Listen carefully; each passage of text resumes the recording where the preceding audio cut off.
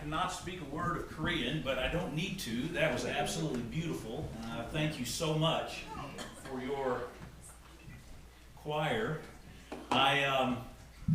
You guys are on top of the sound up there, right, for Pastor?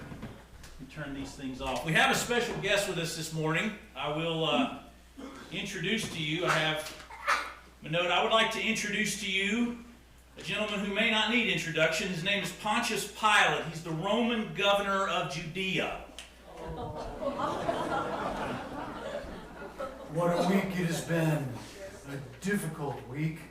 What about this Jesus? It all happened on Sunday morning. They came in, they had these palm branches and throwing their coats. He was riding on a young colt and they called him Jesus the King. It was the word spread. It was an amazing thing. And then the very next day he went to the temple where there he cleansed the temple and threw out all those guys who were doing the temple tax. And what a powerful thing that was. The common people were so impressed. What a week it has been. A week of decisions for myself. A decision for you as well, maybe. This man, Jesus, although he seemed like more than a God, what a man and what an experience to know him. Well, I'm Pontius Pilate, governor of Judea.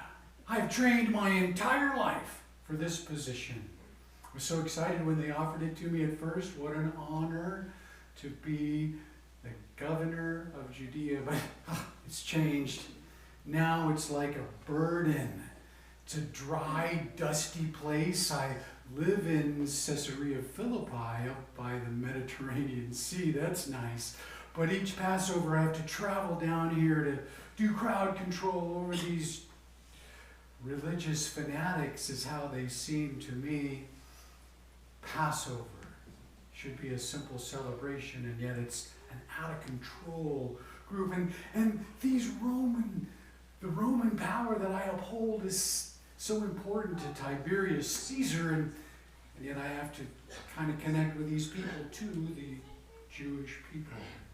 I had a couple of problems though. Once I put Roman banners in all the streets of Jerusalem. They rebelled on that, I'll tell you what.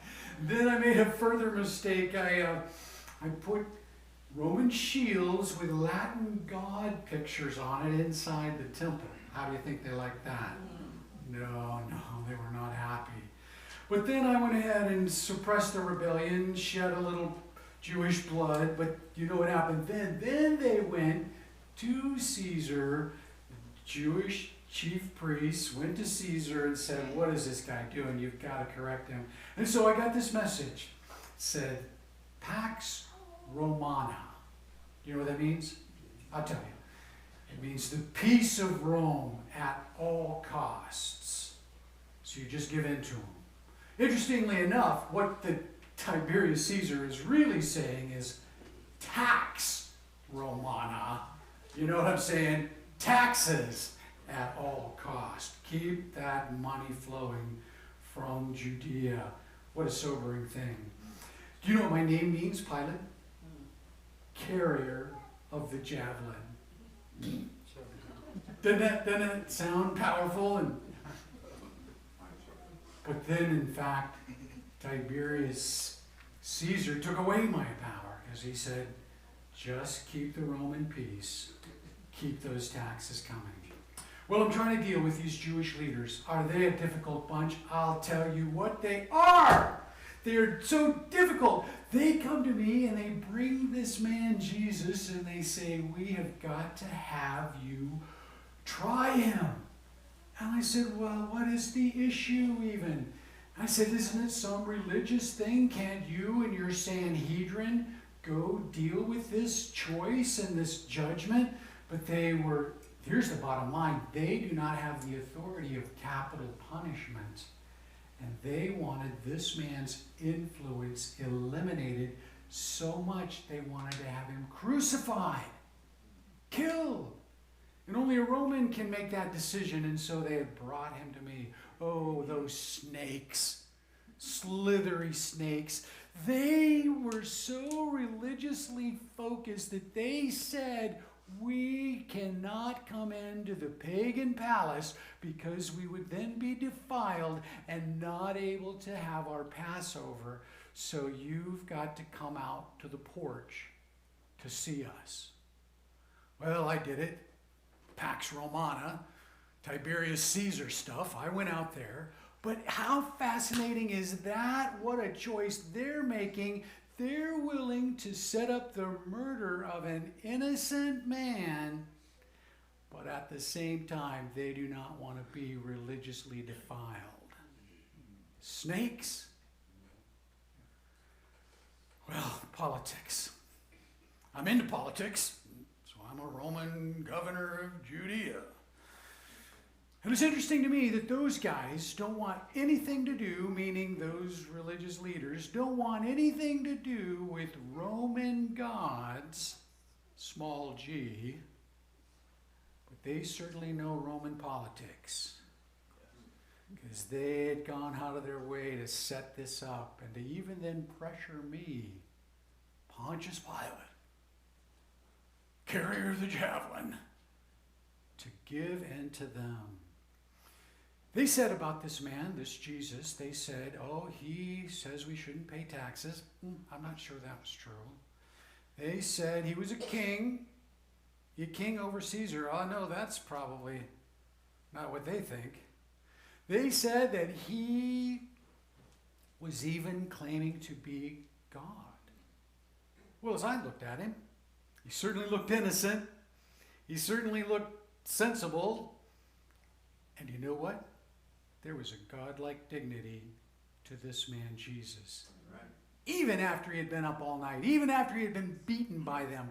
What a sobering thing. Well, anyway, I realized that I probably had to deal with it. I decided that I would question the man. So I told him that.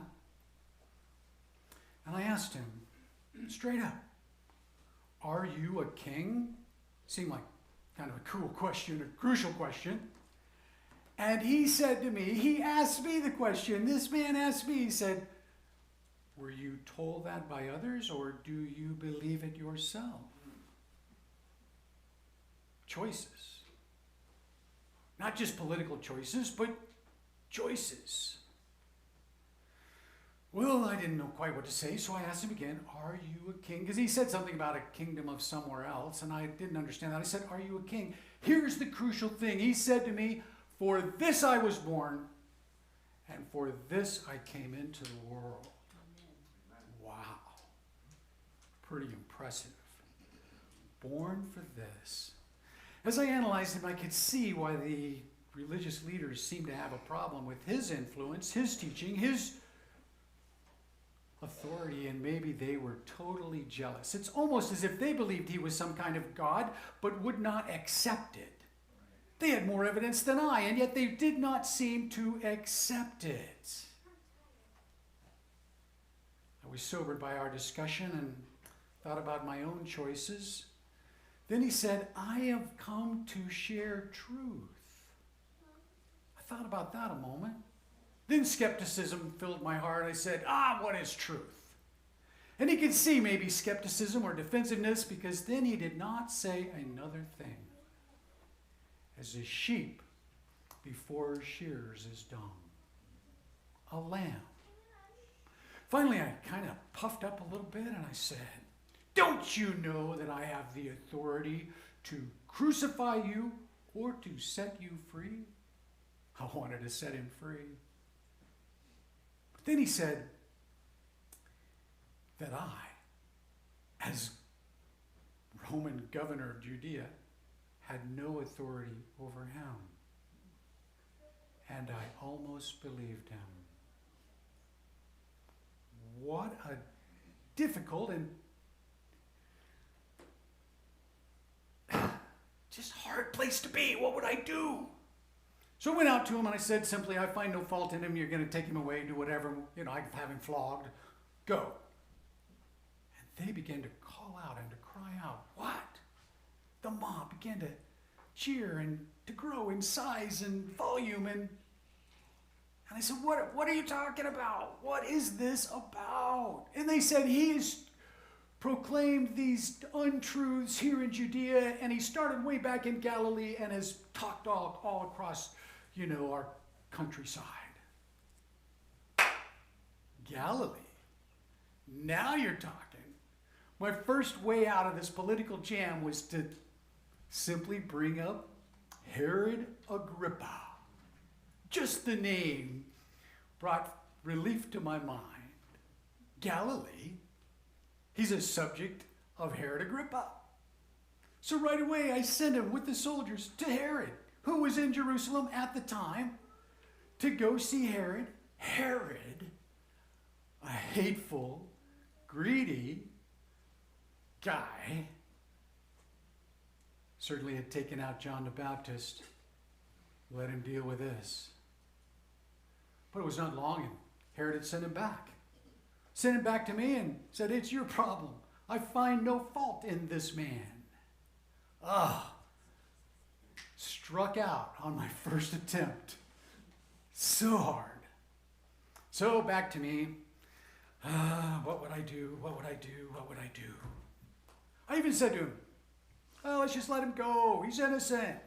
Herod didn't find any problem with him. What's the big deal? They said to us, "It is a huge deal. We want him crucified." And they began to chant, "Crucified, crucified." And I'm like thinking, what are they talking about? My next plan came to mind. I thought about it. There was this tradition, Passover, release a criminal every Passover. And I thought this will be great. I'll compare this Jesus with the worst, ugliest, meanest criminal I can think of. And the choice will be simple. Do you remember the name of the guy that I thought of? Just the name rings kind of ugly. Barabbas. Turns out his first name was Jesus Barabbas. That's another whole story. But how is this going to play out, this choice? Jesus of Nazareth, Jesus Barabbas. He was, I don't even know, convicted already, a murderer, treasonous, a thief, probably all of the above. I don't even remember, but I brought him out. Put him on this side. Had Jesus here on this side. And said to the crowd, "Whom will you choose? Whom will you choose to be set free?" I can still hardly believe it. They said from the back and the right over, and then it began as a swell. "Barabbas! Give us Barabbas! We want Barabbas!" What? It was that very moment that my faithful assistant came running to me and said this: "Your wife says have nothing to do with this innocent man. I have suffered many things regarding him in a dream. This innocent man." Do you think I listened to my wife? Yes! I pay attention to that. And yet now, what about this mob and the crowd? There were thousands as the crowd began to grow. I started to think about how many soldiers I had across Jerusalem. I didn't really know. And then I started to think about, what if I spilled 1 ounce of priestly blood? What would that crowd do? I began to think about my own choices, my own options. What would this mean? The whole thing with my wife, the whole thing with Barabbas didn't work. Remember, I tried to send him to Herod. What next? Have you ever done a ceremonial act to try and clear your mind and your heart, or even put the blame on someone else? It occurred to me it might be time for that. I took the bowl, gave it to the assistant, put the water in the bowl, washed my hands in front of them all, slowly, carefully, up to my elbows, splashed a little water around to help them to see, and then said to them, "His blood be on you and your children." And I thought that would have some impact. maybe influenced their mind to pull back. And they said the most incredible thing, I still cannot believe it. These are rebellious people against Rome. And they said, we have no king but Caesar. Are you serious? I was shocked. No king but Caesar. His blood be on us and our children. And all the while, this man there stood with the dignity of a king. I wonder if he was a king. I wonder if he was a god.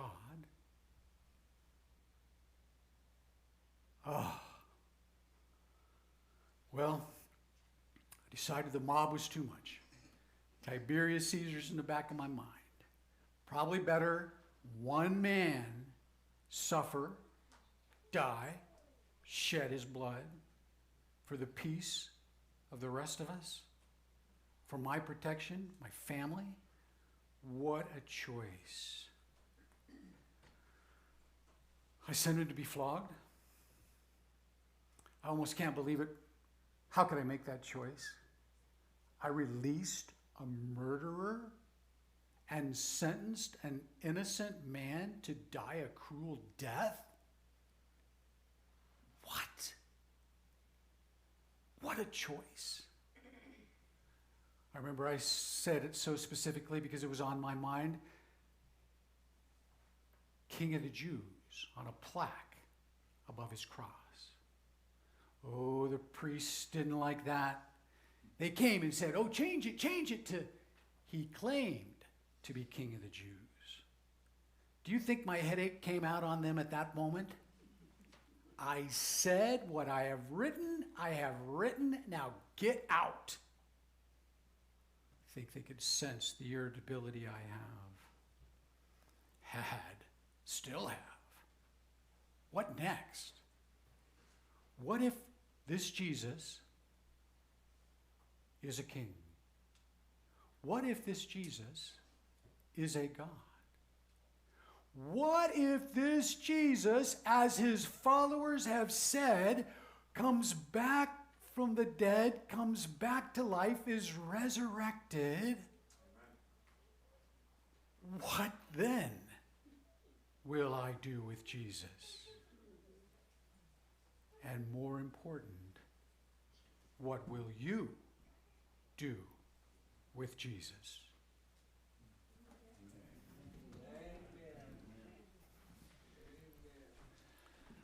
Well, stand with me. Let's sing our